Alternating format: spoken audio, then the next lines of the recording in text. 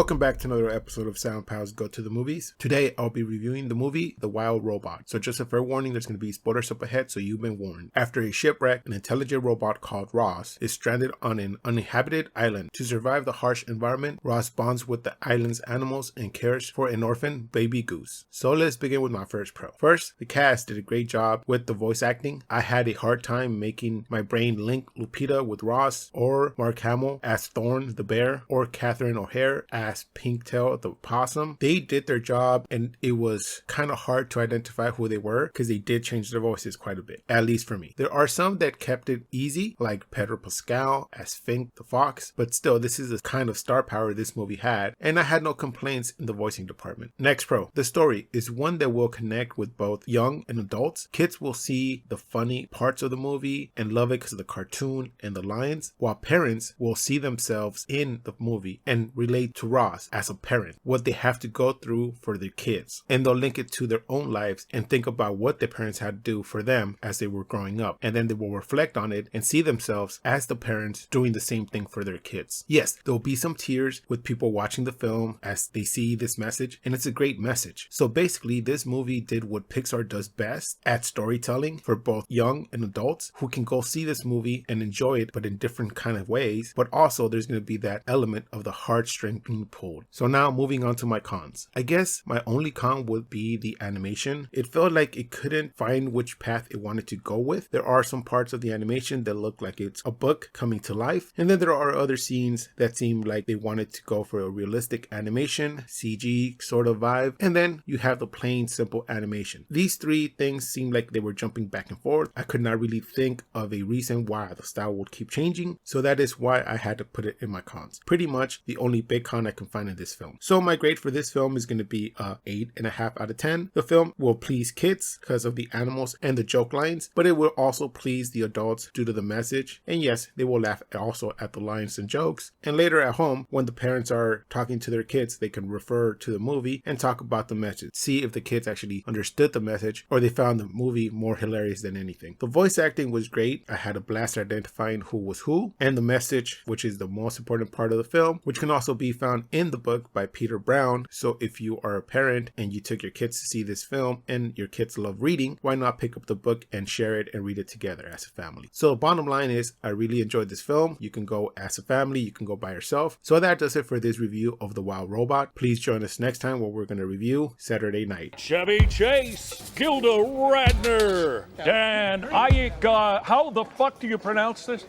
Ackroyd. Please like, comment, and subscribe. You can find our social media links below. And like always, keep watching movies.